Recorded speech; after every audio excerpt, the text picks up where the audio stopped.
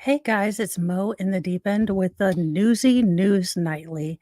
The news you don't need, that really doesn't give you any news about the world, but it will make you laugh and or there are stories that made me laugh and or say WTF.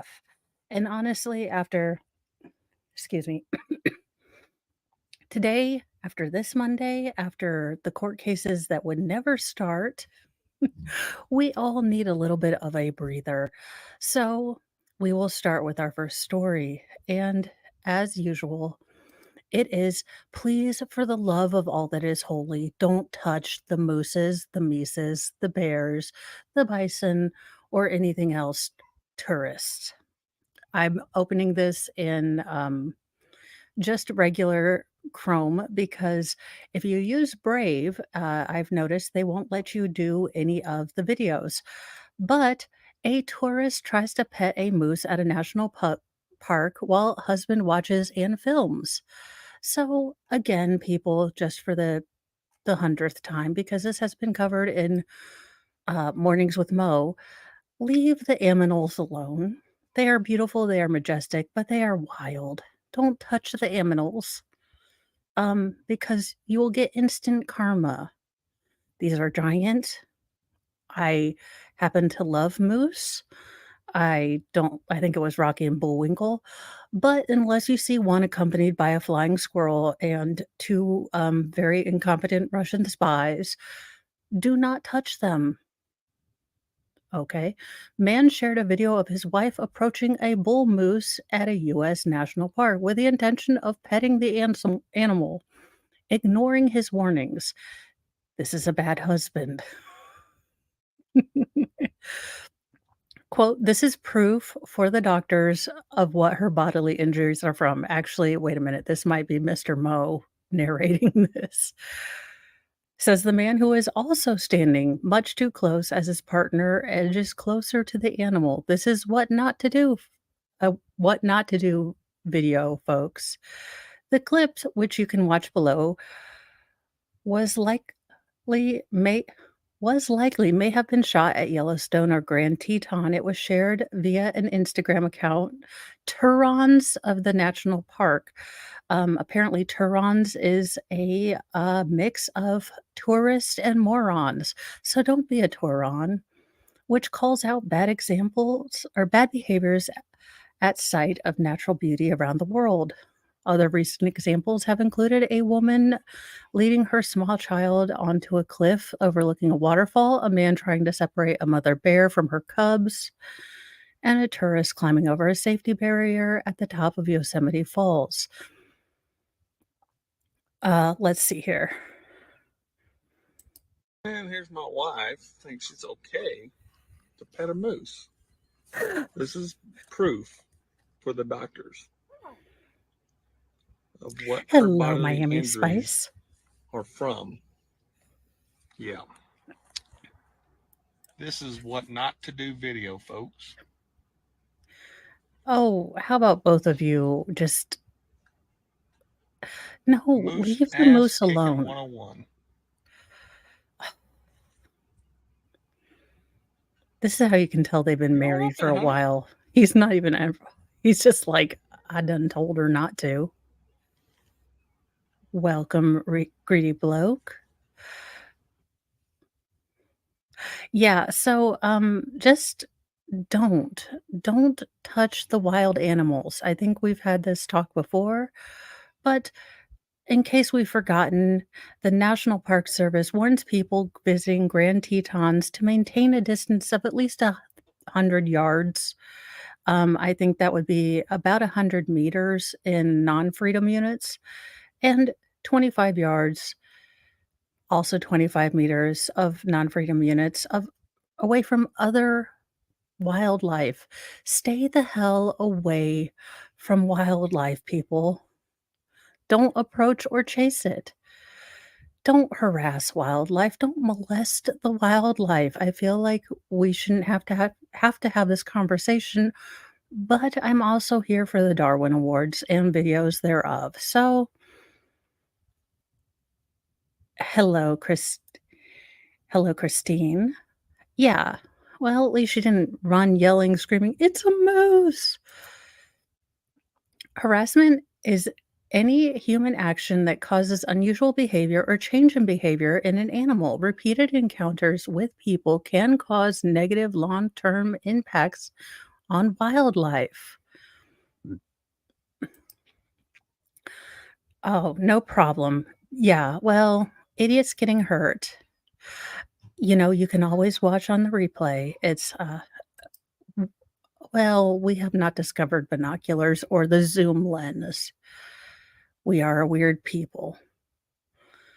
So if you see a moose while hiking, stay the hell away from it. Okay?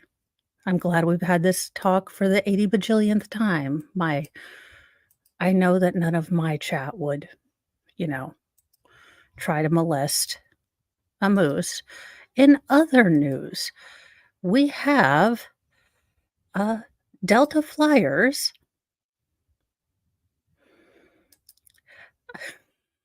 Let me unbigonate myself just a little bit. Ta-da! Delta passengers stranded on an island after diversion warned not to start a revolution.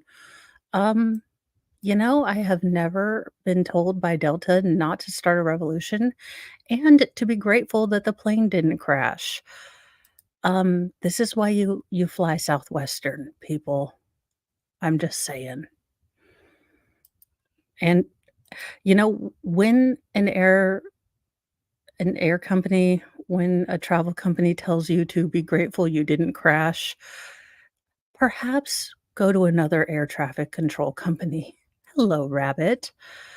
Let's see. Passengers on board a Delta flight to New York were diverted to Portugal Island, where they were stranded in a secluded part of the airport for 12 hours and had to beg for food as airline representatives warned them not to start a revolution. Good morning, Julie from OZ. Yes. Um, you know, really, I wasn't on the flight, so I don't think I needed to worry about revolution, but if there was a kid named Piggy on board with glasses, watch that kid. Wait a minute, was there a person on board with glasses? Did the rest of them not have glasses? Was there a pig anywhere near there? I'm just saying. Hello, rabbit. Uh, and had to beg for food as airline representatives warned them not to start a revolution. The flight was carrying 200 people flying from Ghana to New York on flight 157 Friday when it experienced a mechanical issue with backup oxygen system and diverted to Lajeas Airport. Look, something foreign. I'm gonna be real with you. I can barely speak English. A spokesperson for Delta told Business Insider, quote, "We were abandoned by Delta and treated like encroaching cockroaches," by airport representative on Tesseria Islands. A passenger Nana Asante Smith wrote on Facebook saying they had reckless disregard for human life and well-being. At the airport, Asante Smith said the passengers were brought to a partitioned section because the Ghanaian citizens did not have the requisite visas to enter Portugal, probably because they thought they were going to New York. Look, I'm not saying I would try to, hypothetically overthrow your government, but could I make my own while I was there? Like, I want to be a president of Motopia for just like a couple hours. If you're going to make me sit in a partitioned area, I'm starting my own government for 12 hours. Motopia is a place.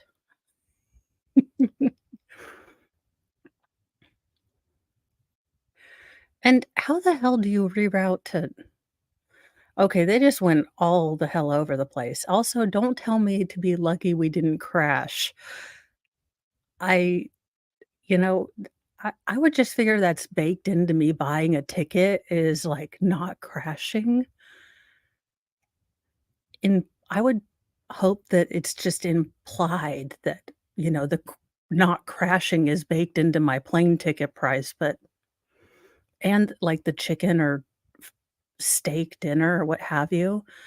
She told Business Insider they arrived around 6 a.m., but the crew were soon shuttled away to a hotel while passengers were told to remain and contact Delta for more information.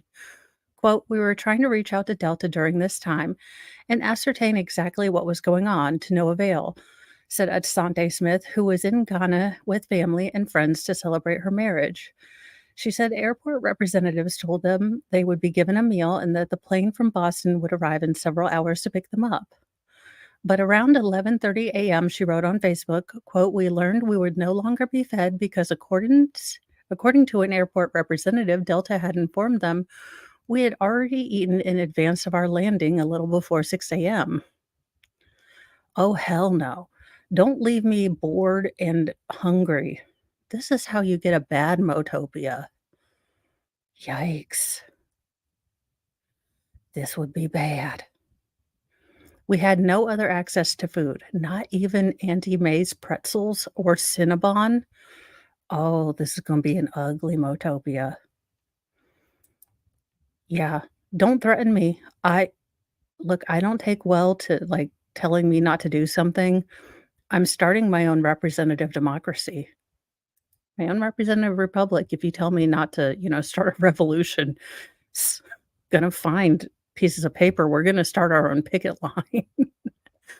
Asante Smith said she and her fellow passengers were left befuddled by the response, with one elderly man asking the representative if he could get a bottle of water.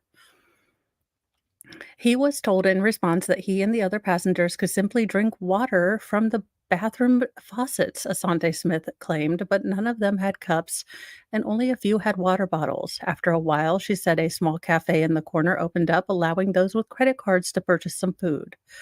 Shortly after that, after some more begging and pleading, they were given ham sandwich, juice boxes, and crackers, Asante Smith said, which is interesting because anyone who is intimately familiar with West Africa or our Muslim brothers and sisters know that many have dietary restrictions with eating pork. Well, I guess spam is out too.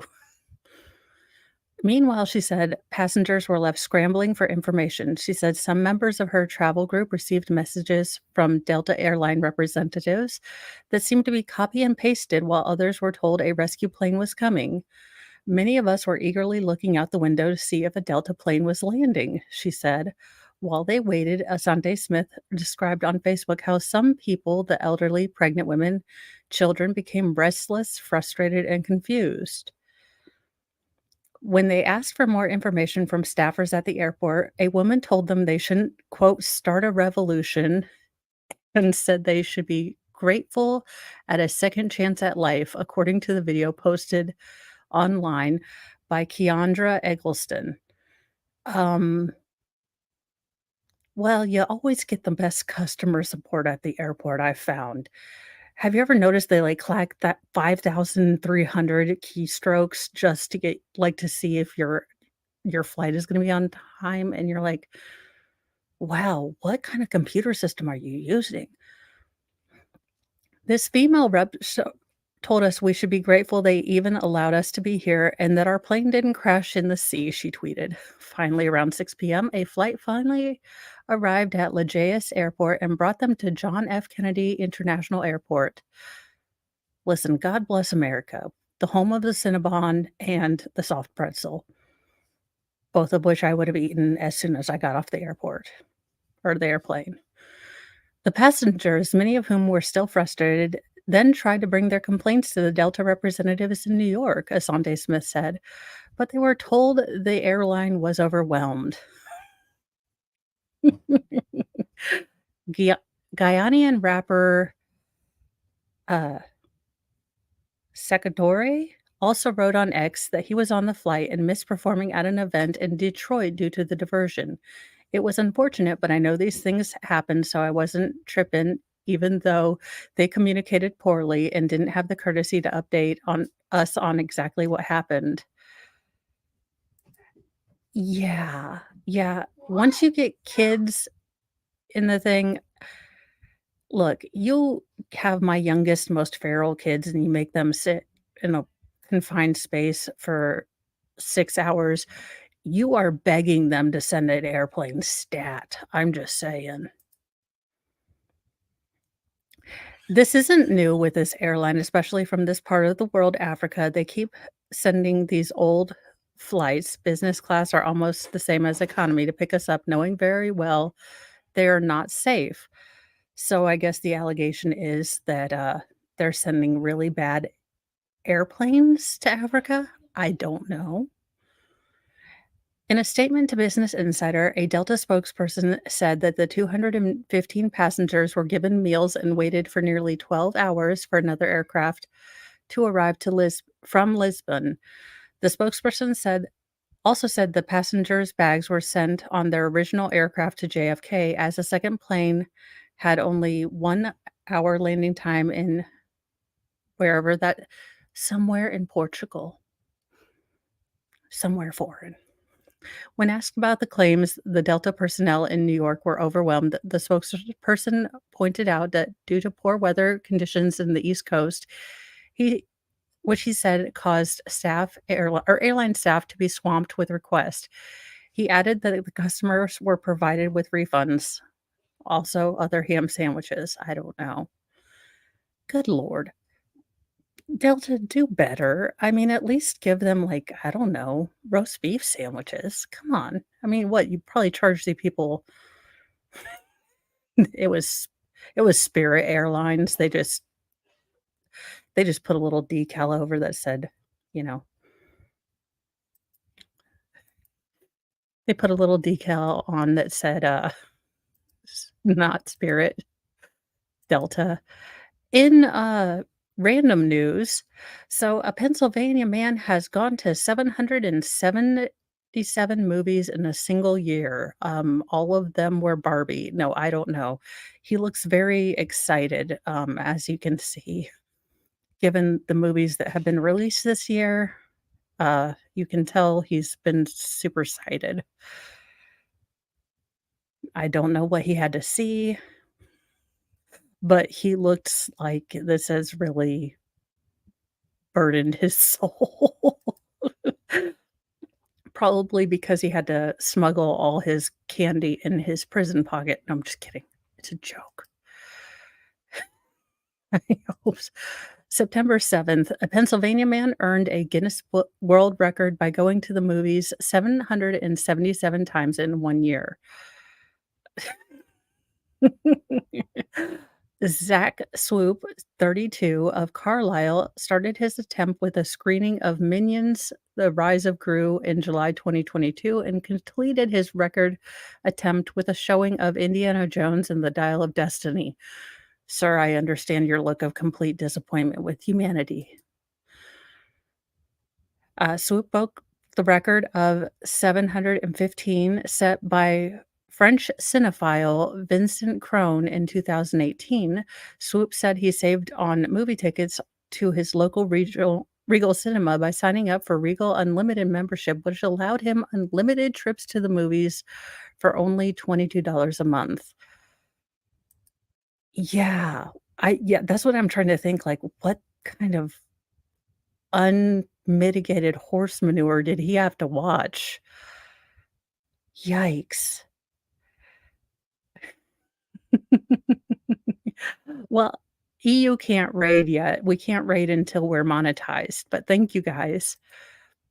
Regal employees monitored Swoop during his screenings to make sure he was following the rules set forward by Guinness World Records, which included he not take bathroom breaks or have any snacks or beverages. Why the hell would you do this then? This is torture. Someone in The Hague has to be watching this because this can't be legal. This has to be against the human rights. The movie fan said he would see up to 3 movies after work on weekdays and squeeze in more during the weekend. Welcome people from, EU and coming over from Beck, or what in the Beck.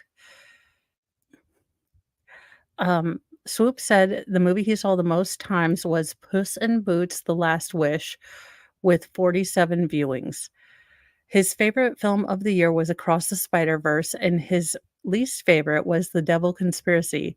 He said the record attempt was aimed at raising awareness for mental health issues. Sir, you look like you have mental health issues after you watched that movie 47 times. Good Jesus. Regal Cinemas celebrated his success with a $7,777.77 donation to the American Federation for Suicide Prevention. So that's very nice, and I'm glad that, he did both. Have you seen this man looks I mean, he looks stoked, doesn't he? Just super stoked. His mom was so proud he was out of the basement. Sorry. And happy birthday, rabbit. I didn't know it was your birthday, but happy birthday? That was not supposed to come out like a question. It was happy birthday, not a question. And next up, in other possible feel-good movies, and now a definite place I will be taking the feral ones. Okay, well, sometimes things show up. A 7-year-old makes a 2.5 or 2.95 carat discovery at Arkansas's Crater of Diamonds, National Park. And I believe this is what it looked like. I think this is after they polished it and everything. So a 7-year-old girl on a birthday trip to Crater of Diamonds State Park in Arkansas found a big present, a 2.95 carat diamond. Arkansas State Park said Aspen Brown of Paragould, Arkansas, was visiting the park with her family to celebrate her birthday when she spotted the diamond in the park's north search area. So awesome. Cool. That's hey, if I ever go to Arkansas, this is going to be a place I take the boys because if they can dig in dirt for hours on end and I can tell them they're gonna find diamonds, I don't care if we find anything or not. Hours digging in dirt, boy heaven, girl heaven, all the heaven. Good evening, dog mama. I don't think I've seen you before, but welcome. This is the Newsy News Show. I don't know what I'm gonna call it. This is what it is tonight. We're just officials say that the 2.95 carat diamond is about the size of a green pea with a golden brown color. The diamond is the second largest found by a park visitor this year. Officials said the largest was a 3.29 carat brown diamond found in March. Murfreesboro Park was mined by commercial diamond hunters before becoming a state park in 1972. So, definitely have put this on the list of places to take the family when we start running around the United States doing all the fun stuff. Oh, awesome. I think I've seen you. I'm gonna be honest with you. Trying to get news stories and get this stuff going, I've been less attentive with all the chats. And in terribly sad news, at least for me, we have this terrible tragedy. 600,000 gallons of red wine flow through Portuguese town after a spill, triggering environmental warnings. I mean, the environmental warning is bad, but also look at the sadness. All that red wine going to waste, y'all. All of it. All of it. It's just sad. They sure kept the wine flowing. Locals of a small town in coastal Portugal were left stunned when a river of red wine flowing through their streets on Sunday after two tanks owned by Lavera Distillery, which were carrying a whopping 600,000 gallons of booze, suddenly gave way. I'm surprised all the wine moms weren't out there just taking classes, because my very classy self would not be out there with Tupperware, I can tell you that right now. I would have Ziploc bags. I'm not that classy, I'd have Ziploc bags. A video posted online showed the red liquid flowing, rushing down a steep hill in the small town of São Lourenço de Barrio, home to some 2,000 residents that are all now soused to the gills. The spill was so massive that the wine that escaped could have filled an Olympic-sized swimming pool. I don't know why that's not a sport. Synchronized drunk swimming. I'm coming up with things all the time. Officials then sprang into action by trying to stop the wine in its path before it could literally turn the Crementa River into wine. Again, it's like a pre-Easter miracle. Yeah, I didn't realize I'd gone heavy into Portugal season today. No idea.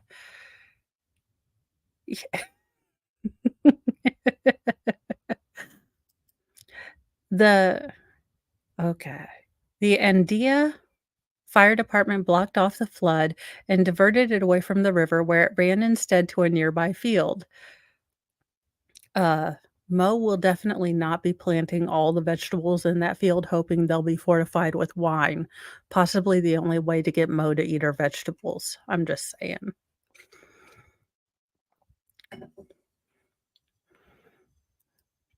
Good lord. Firefighters said a basement in a home near the distillery was flooded in the wine. Lavera Distillery has since apologized for the incident and said it dredged up the wine-soaked land. We assume full responsibility for costs associated with cleaning and repairing the damage, having teams do so immediately, it said in a statement. We are committed to resolving this situation as quickly as possible. It added that the wine-soaked soil in the field has been taken to a special treatment plant. I wanna know how many times there needs to be wine-treated soil, or I'm just asking for a friend, how many times wine happens to, I don't know, befoul soil, because I need to live. I make no comments. You could probably resell it to, a bunch of wino moms over here in the Americas, and we'd know no different either. To be very fair to us, we'd know no different either. And, apparently animals can be jerks too. We have this now this does come from, I believe, Australia, so I don't know. But and animals can be jerks too. Orangutan launches possum out of an enclosure at a zoo, and it horrifies visitors. Nature is not healing, it's downright savage. Now, this is in Brave, so I can't play you the video. Also, it does end with the possum not making it out of the launch, so I felt kind of bad. If you truly want to see it, you can go to the New York Post. You do see this orangutan yeet this possum fairly. He could join the NFL. An orangutan at the Australian Zoo horrified visitors when it brutally evicted a possum by launching it from the top of its enclosure after the wily pest had invaded its space. A viral video shows the critter hurling through the air and vanishing from view after being pitched from a tall metal tower. Yeah, look, I feel bad for the possums because, you read all those infographics and they do all the really good things. They, like, eat all the malaria mosquitoes and take care of ticks and stuff, but they look so god awful creepy. I'm sorry, but if you've ever seen one, if you're from out in the boonies, you ever seen one in the middle of the daggone night and they hiss at you, I'm like, "Look, God made you useful, but he made you creepy looking too." Um, Vanishing from view after being pitched from a tall metal tower at Perth Zoo on Australia's west coast. Several people can be heard screaming in the background when exclaiming, "Oh my God." The primate then emerges from the enclosure as if to check where the airborne possum landed. Yeah, the babies are cute. I look, everyone has a bad day. Maybe the possum had been asked many times to leave, and, the orangutan was like, "Felix, I have done asked you like 84 times not to come in here. I only get, fruit on Tuesdays. You done eat all my fruit. I've had it today, and he didn't mean to eat them that hard. I don't know."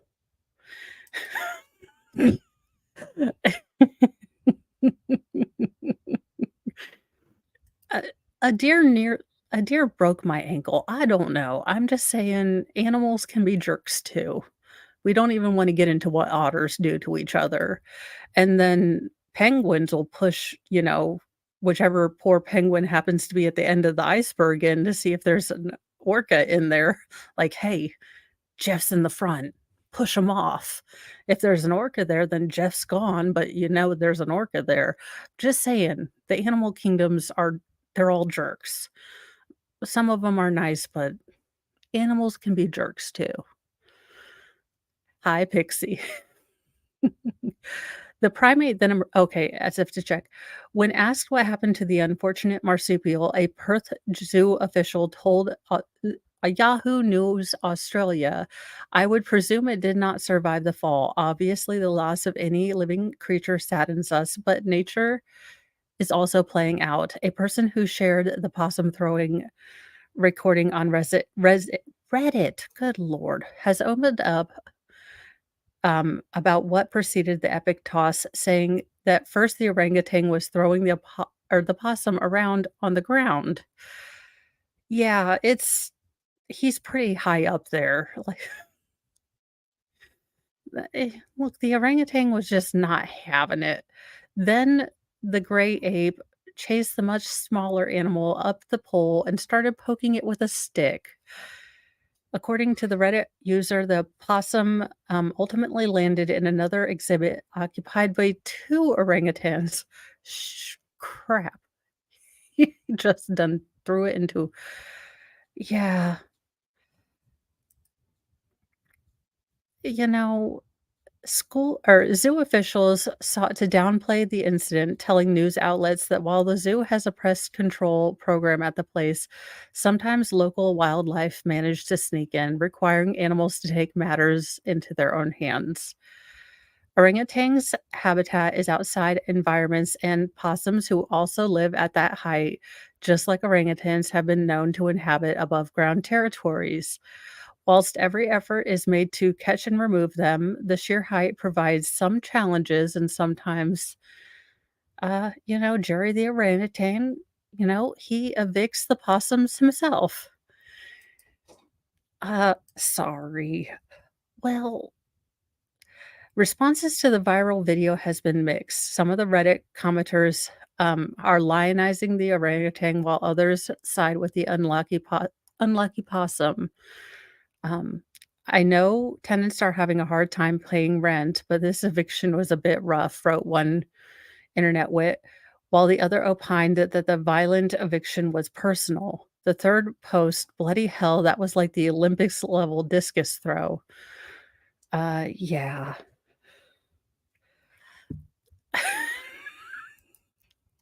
Greedy bloke. We're all going to purgatory. Just all of us. And possibly better and or worse news if you're looking for a home. Uh, Good news. Jamie Lee Curtis's murder home from Halloween is up for sale. Homicidal stalker not included. Hello, Melissa Jane. House hunters will be screaming with delight to learn that the fictional home of Laurie Strode, played by Jamie Lee Curtis in the iconic Halloween franchise, is up for sale. According to the listing, the Pasadena, California residence has been owned by the same family for nearly 3 generations and boasts a whopping 5,258 square footage. Wow. Okay, so this is in California, so we're all going to have to chip in together. It's got 4 bedrooms and 3 bathrooms. As of Sunday, the house is currently listed to be going for 1.8 million. Yes, this was the filming location for the 1986 film Halloween, as the house of Laurie Strode, Jamie Lee Curtis, writes the realtor Heidi Babcock in the property description. If you watch that film, you'll recognize the famous stoop where Jamie Lee Curtis sat on holding a pumpkin. So that's awesome. Babcock further reveals that the house is divided into 3 separate units. So you're really only you're getting 3 apartments that are 1 room, which is great because you're gonna need at least 5 roommates to live in California.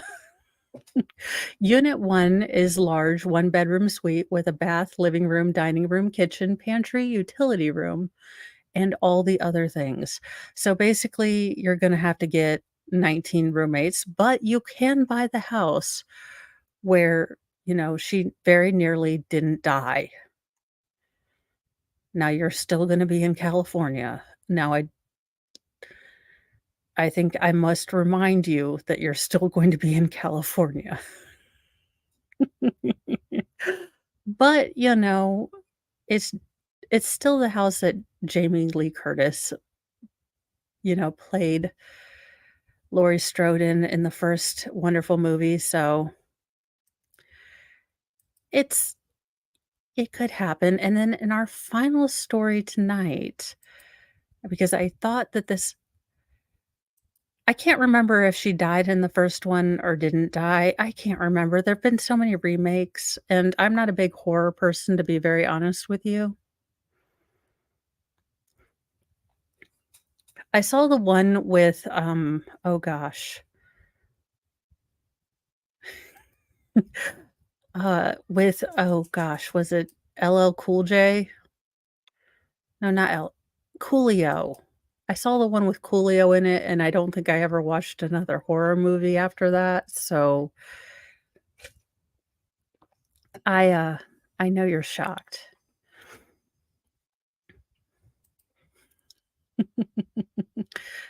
Well, in the most awesome festival that I've ever seen, and I will be going to next year, apparently, Benedict Arnold burned a Connecticut city, and centuries later, residents get fiery or payback in a fiery festival. Now, I didn't know this happened, but oh, it was Busta Rhymes. Again, you guys, I saw Scary Movie and one of the Scream movies. Not my genre. But this possibly looks like the most awesome festival ever. New London, Connecticut. A month before the British surrender at Yorktown ended major fighting during the American Revolution, the traitor Benedict Arnold led a force of redcoats on the last raid in his home state of Connecticut, burning most of the small coastal city of New London to the ground. It's been 242 years, but New London still hasn't forgotten. God love our New Englanders, or my fellow quarter New Englanders, and our inability to let something go. A crowd of several hundred revelers, some in period costume, marched through the city's streets Saturday evening chanting "Burn the traitor" before watching officials set Arnold's effigy ablaze for Burning of Benedict Arnold Festival, recreating a tradition that was once practiced in many American cities. You know, like I said, God bless us, you know, for letting a grudge go. My husband's like, "Why do you always carry a grudge?" Now I know it's because I'm part New Englander. Uh, quote, "I like to jokingly refer to it as the original Burning Man Festival," said organizer Darren Wood, referencing the annual gathering in the Nevada desert. For decades after the Revolutionary War, cities including New York, Boston, and Philadelphia held yearly traitor burning events. Okay, so we really held a grudge. Gotta love like, if he had any kids, "So what are we doing tonight?" "Well, it's the night everyone burns pictures of my dad, so I'm gonna stay home." They were an alternative to Britain's raucous and fiery Guy Fawkes Night celebrations commemorating the foiling of the Gunpowder Plot in 1605 when Fawkes was executed for conspiring with others to blow up King James the First of England and both houses of parliament. Residents, quote, "still wanted to celebrate Guy Fawkes Day, but weren't English, so they wanted to create a very unique American version. Then we decided that, well, July 4th was better, and we had fireworks." And the celebrations died out around or during the Civil War, but Wood, the artistic director of New London's Flock Theatre, revived it a decade ago as a piece of street theater. I I have heard that, and, since we created V for Vendetta, now all edgy people, um, and Gen Xers, we pretend like we know British history too, because we watched a movie or read the graphic novel if you're smart. But I just watched the movie. But I did know that there was a graphic novel, so I'm half smart. Uh, and a way to celebrate the city's history using reenactors and period costumes. Anyone can join the march down city streets behind the papier-mâché Arnold to New London's waterfront park, where the mayor on Saturday cried, "Remember New London," and put a torch to the effigy. Now, I'm just saying, you guys, it seems like we Americans have an innate need to burn things down. I say we bring back Burn a Traitor Day.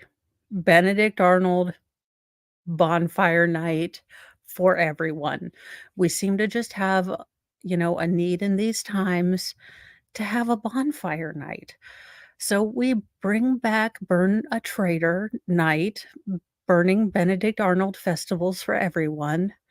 And you know what? Peace breaks out all across the nation and we are no longer divided. I believe it will work. If not, we bring back the thriving business of, paper mache Benedict Arnold statues. And I think it's a dying art, paper mache Benedict Arnold. People would learn about history. We could have a Schoolhouse Rock about it. Wishbone could do an entire series about it.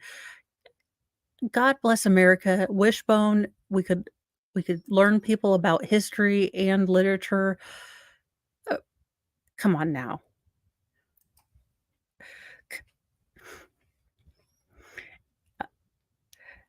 Let's see. And put the torch to the effigy. The crowd chanted USA as the life-sized Arnold burned.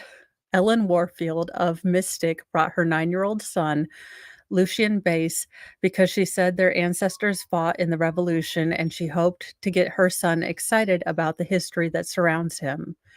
Quote, "It was wild to show the kids something like this," she said. "You get to see it real life rather than see it play out on TV. They spend too much time on their screens today."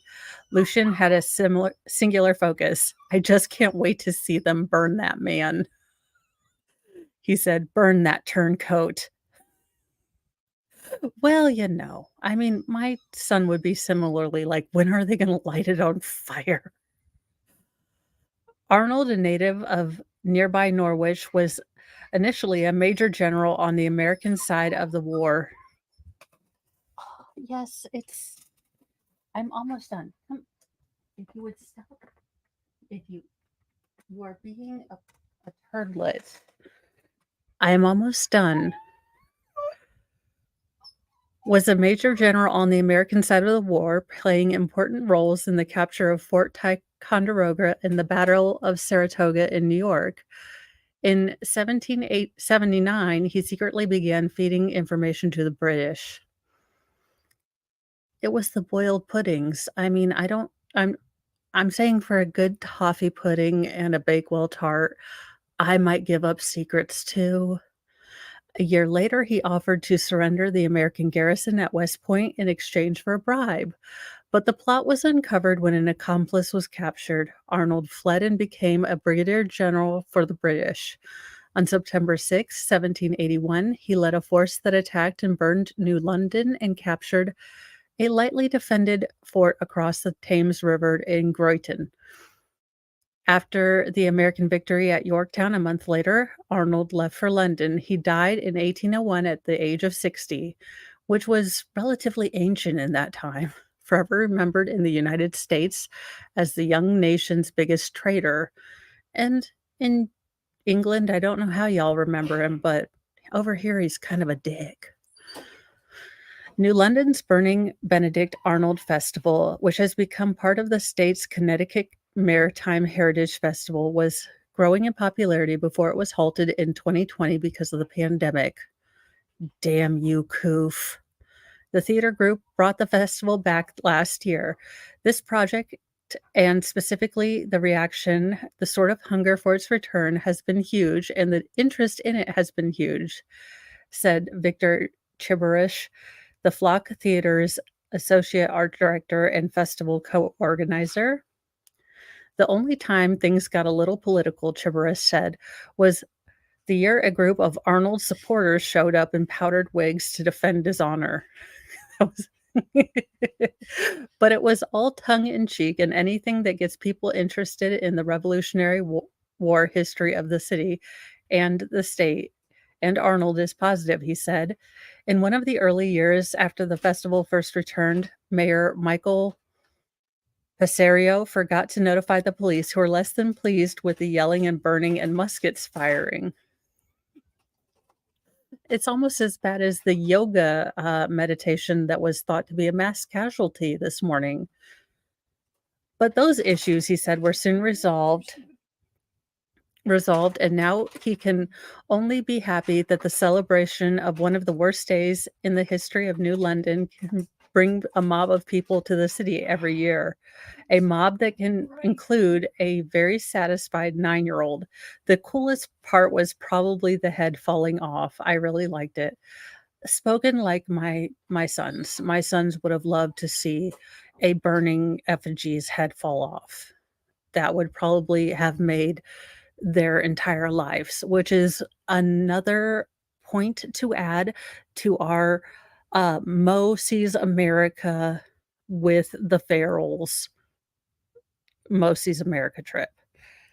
But I hope you guys have liked our first Newsy News Nightly.